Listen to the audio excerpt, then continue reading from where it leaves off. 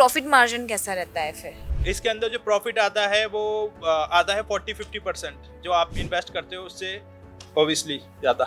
इस चीज़ को जब तक आप प्रोफेशनली नहीं करोगे तब तक करने का कोई फ़ायदा नहीं है। ये कोई एक मूवी नहीं है या ये कोई स्टंट नहीं है। इस स्पोर्ट्स में जिसको आना है उसको तो हेल्दी और फिट होना ही चाहिए, जो मेरे को और कॉन्फिडेंट करती है इस बिजनेस के लिए।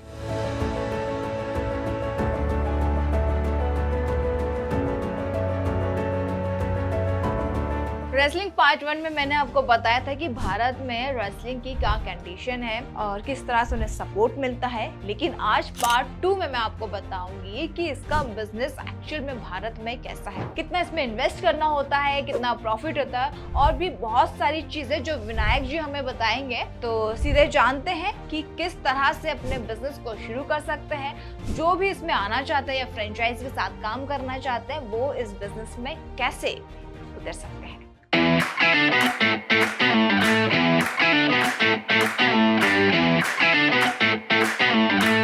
तो विनायक जी, एक चीज़ और मैं जानना चाहूँगी कि जैसे कि अगर कोई ट्रेनिंग के लिए आपसे जुड़ता है तो क्या क्या चीज़ों का आप ध्यान रखते हैं? आपने कोई अलग से ट्रेनर हायर करके रखे हुए हैं क्या? उनकी फ़ीस रहती है और भी कई सारी चीज़ें जो आप हमारे दर्शकों के साथ शेयर करना चाहें।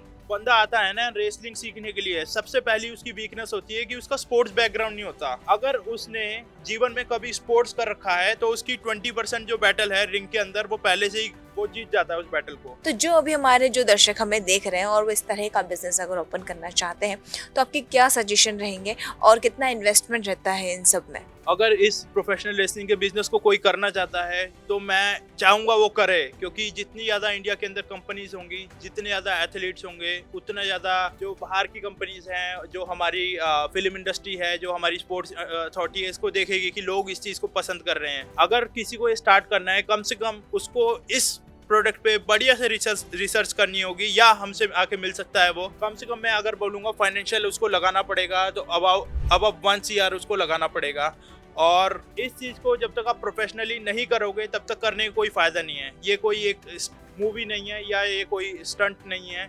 ये एक प्रोफेशनल रेसलिंग का स्पोर्ट्स है जिसको पूरी दुनिया देखती है, पूरी दुनिया जानती है, और इसको जब तक आप इस लेवल से नहीं करेंगे तब तक कोई फ़ायदा नहीं है। तो विनायक जी, एक चीज़ और जानना चाहूँगी, जैसे कि इस बिज़नेस में हमने एंट्री ली तो अगर कोई बाकी कि अगर जो हमारे यूजर्स हैं वो देख रहे हैं इस बिज़नेस में एंट्री लेते हैं तो किन किन चीज़ों को ध्यान देना पड़ेगा? लोकेशन का और एरिया वाइज क्या टारगेट ऑडियंस रहती है लोगों की, और अगर आपके यहाँ पर कोई स्टूडेंट आता है तो क्या मिनिमम एज रहनी चाहिए, मैक्सिमम एज कब तक वो इस स्पोर्ट्स में वो खेल सकते, पार्टिसिपेट कर सकते, और भी ऐसी जो स्पोर्ट्स से रिलेटेड जो छोटी छोटी बारीकियाँ हैं जो आप हमारे यूज़र्स के साथ शेयर करना चाहें। 2500 स्क्वायर फीट स्पेस होना चाहिए, क्योंकि ये जो आप रिंग देखते हैं ना, ये रिंग कम से कम 450 स्क्वायर फीट की जगह में आता है। उसके बाद इसके आसपास लगभग 5 से 10 फीट एरिया छोड़ना पड़ता है पर साइड पे, और कोई भी हिंड्रेंस नहीं होनी चाहिए। जो भी प्लेस हो, जैसे कि एक हॉल होता है उस तरह का आपके पास हॉल होना चाहिए, जिससे कि रेसलिंग रिंग ये इंस्टॉल हो सके बढ़िया से। और इंडिया में आपको पता है ऐसे स्पेस बहुत कम मिलते हैं जहाँ पर पिलर्स ना हो, क्योंकि यहाँ पर जितनी भी कंस्ट्रक्शन होती है पिलर, तो ये चैलेंज मेरे लिए भी रहा है और मैं बताना भी चाहूँगा ये चैलेंज आपके लिए भी आ सकता है। उसके बाद आप आइए, हम पूरा आपको सेटअप में मदद करेंगे, सब चीज़ें प्रोफेशनल ट्रेनर प्रोवाइड करेंगे, आपकी मार्केटिंग करेंगे, सब चीज़ें होंगी। अब बात करते हैं कि कोई स्टूडेंट अगर रेसलिंग करना चाहता हो तो कम से कम उसकी एज जो होनी चाहिए 14 ईयर्स होनी चाहिए, 14 साल, और हाइट कम से कम 5'4" होनी ही चाहिए उसकी।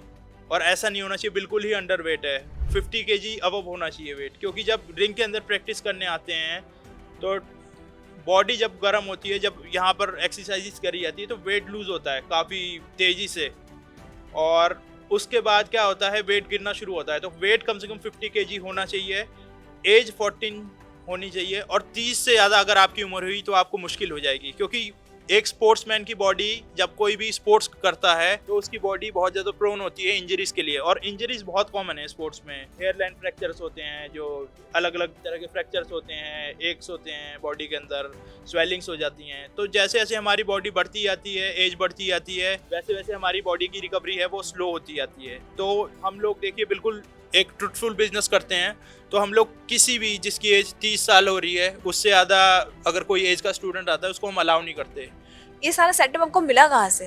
जब मैंने इंडिया के अंदर रेसलिंग कंपनी स्टार्ट करने की सोची तो सबसे पहली चीज़ था रेसलिंग रिंग, क्योंकि ये रेसलिंग जो होती है ये रिंग के ऊपर ही होती है। आप जैसे देखते हैं मैट रेसलिंग हो गई, ओलंपिक स्टाइल रेसलिंग हो गई, मिट्टी के ऊपर मैट्स के ऊपर हो जाती है, बट जो इस रेसलिंग के अंदर सबसे बड़ा चैलेंज है इस रिंग को बनाना।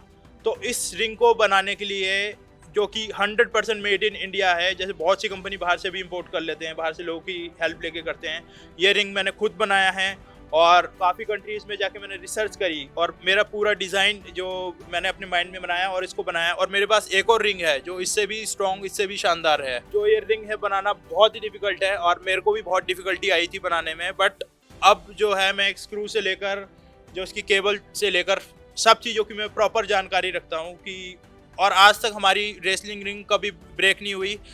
10 साल के अंदर कभी किसी को इस रिंग के थ्रू इंजरी नहीं हुई। सबसे बढ़िया चीज़ ये है अभी तक जो मेरे को और कॉन्फिडेंट करती है इस बिज़नेस के लिए। जी हाँ, जैसा कि मैं देख रही हूँ काफ़ी मजबूत है, इवन मैंने ट्राई भी किया था तो काफ़ी पेनफुल था। विनायक जी, अब टिप हमारे यूज़र्स के लिए जो इस बिज़नेस में आना चाहता है या जो रेसलिंग में इंटरेस्टेड है लेकिन कहीं ना कहीं उन्हें डर है कि कहीं फूड को लेके उनको रहता है कि खाने में कभी एक फूड का डाइट रहता है कि आप ये नहीं खा सकते, ऐसी बहुत सारी चीज़ों का आपको प्रिकॉशन लेना होता है। तो वो सब चीज़ों के बारे में एक छोटी सी टिप्स आप हमारे यूज़र्स तक पहुँचाइए जिससे कि उनका जो डर है वो उनके दिमाग से निकल जाए। सबसे पहली चीज़ है इंडियन डाइटरी। हम इंडिया के अंदर मोस्टली कार्बोहाइड्रेट्स ही खाते हैं। हमारे फूड के अंदर सिर्फ नाम का ही प्रोटीन होता है। जैसे बोलते हैं कि दाल खाओ प्रोटीन आएगा, जब उसका आप लैब टेस्ट कराएंगे, जब उसका आप पूरा टेस्टिंग कराएंगे तो आपको मालूम चलेगा वो बातों का ही भूत है, वो ऐसा कुछ प्रोटीन नहीं होता। हमें प्रोटीन लेना बहुत ज़रूरी है रोज़ की डाइट के अंदर, बट हम लोग उसको नेग्लेक्ट करते हैं डे बाय डे। हम सोचते हैं कि जब प्रोटीन का डब्बा लाएंगे तभी हम लोग प्रोटीन शुरू करेंगे या जिम जाएंगे तभी प्रोटीन। तो हमारी जो आप देखेंगे मोस्टली लोग आज ओवेस हैं जिनकी बॉडी बिल्कुल स्टेमिना नहीं है, सीढ़ी चढ़ते ही उनका हवा टाइट हो जाती है। ये इसी का नतीजा है कि हमारी बॉडी के अंदर प्रॉपर फूड सप्लीमेंट्स नहीं जा रहे हैं, जिसमें कि एक प्रोटीन बहुत ज़्यादा जो हमारे हंगर पैंग्स होते हैं उसको रोकता है और जो हमारे बॉडी का बोन स्ट्रक्चर है, मसल्स है, सबको कंट्रोल रखता है। उसके बाद इंडिया में लोग क्या है मल्टीविटामिन खाते हैं। इस वजह से खाते हैं क्योंकि हमारे जो फूड्स हैं वो नेचुरल नहीं हैं, उसके अंदर बहुत सारे पेस्टिसाइड्स वगैरह यूज़ होती हैं, वो सभी को पता है। ये मतलब कोई ऐसा नहीं मैं कोई ज्ञान बांट रहा हूँ, कुछ कर रहा हूँ। तो हमें इस चीज़ के लिए जो सब्स्टिट्यूट है वो आप फ्रूट्स खा सकते हैं, ठीक है। जूसेस बहुत बेकार होते हैं जूस, क्योंकि क्या है जब हम कंज्यूम करते हैं तो बहुत ही तेज़ी से हम निकल जाते हैं उस जूस को, और जब हम जैसे फ्रूट खाते हैं तो हमारा सलाइवा उसके जो चीज़ें होती हैं उसको ब्रेक डाउन करता है। और स्लोली जो भी फूड है आप स्लोली खाइए और उसका जितने भी चीज़ें होती हैं न्यूट्रिशन वैल्यू आप देखिए। और बात रही मल्टीविटामिन्स और इन सब चीज़ों की, इसका भी आपको सोर्स ढूंढना पड़ेगा कौन कौन से फ्रूट में आप बॉडी का ब्लड टेस्ट कर सकते हैं कि बॉडी में, जैसे बहुत से लोग घर पे बैठे रहते हैं, सोशल मीडिया चलाते रहते हैं, सन में निकलते नहीं हैं, उनको विटामिन डी की डिफिशियंसी होती है, कई लोगों में विटामिन सी की होती है। तो बहुत सी ऐसी चीज़ें होती हैं जो लोग जो टेस्ट हैं उन सब को करके अपनी एक डाइट में चीज़ों को ऐड कर सकते हैं।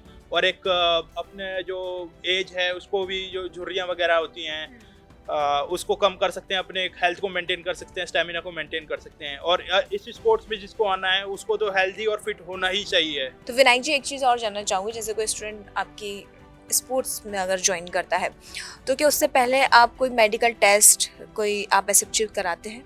देखिए, कोई भी स्पोर्ट्स होता है सबसे पहले तो कोच का काम होता है कि उसको देखते ही बता देता है वो कितना जमीन पर है, कितना पानी में है। तो एक नज़र में ही मैं तो बता देता हूँ देख के ये बंदा कर सकता है कि नहीं कर सकता। बट उसके लिए भी हम लोग एक टेस्ट लेते हैं। हम लोगों का ऐसा सीन नहीं है कि बच्चा आया, एडमिशन फॉर्म भरा के फीस ले ली।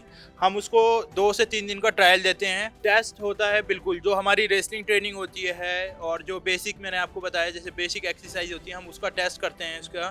उसमें उसको मालूम चल जाता है कि वो आगे कर सकता है कि नहीं कर सकता है, उसमें क्या वीकनेस है, उसका क्या पोटेंशियल है। तो विनायक जी, एक चीज़ और जानना चाहूँगी, जैसे कि आपने बताया आपने स्टार्टिंग में 1 से 2 CR का इसमें इन्वेस्ट किया, इससे प्रॉफिट मार्जिन कैसा रहता है फिर? देखिए, जैसे मैंने आपको बताया कि मेरे को 10 ईयर्स हो गए इस बिज़नेस करते हुए, और मैंने जो आपको अमाउंट बताया वो 10 ईयर्स के अंदर मैंने टोटल लगाया है, राइट। तो इसमें जो प्रॉफिट की बात करते हैं तो काफ़ी अच्छा प्रॉफिट है, तभी मैं इस बिज़नेस को कर रहा हूँ ऑब्वियसली। एक आप मुझे परसेंटेज के हिसाब से बता देंगे जो हमारे यूजर्स देख रहे हैं, तो कहीं ना कहीं इंस्पायर हो? इसके अंदर जो प्रॉफिट आता है वो आता है 40-50%, जो आप इन्वेस्ट करते हो उससे ऑब्वियसली ज़्यादा। तो जैसा कि आप सभी को बताया, इन्होंने स्टार्टिंग से बताया कि जो इनका, अगर उन्होंने पूरी इस कंपनी को जब ऑन किया तो अभी तक 1 to 2 CR के अप्रोक्स इनका इन्वेस्ट हो चुका है। अगर आप इनकी फ्रेंचाइजी लेते हैं तो 20 to 25 लाख में आप इस फ्रेंचाइजी के साथ काम कर सकते हैं और प्रॉफिट का मार्जिन ये ऑलरेडी आपके साथ शेयर कर चुके हैं। अगर वीडियो अच्छी लगी हो तो हमारे चैनल को सब्सक्राइब करें, इंस्टाग्राम पर हमें देख रहे हो तो हमें फॉलो ज़रूर करें। डिस्क्रिप्शन में इस कंपनी की इन्फॉर्मेशन हम आपके साथ शेयर करेंगे। जो भी यूजर्स रेसलिंग में इंटरेस्टेड है इनसे डायरेक्ट कॉन्टैक्ट कर सकते हैं। Thank you.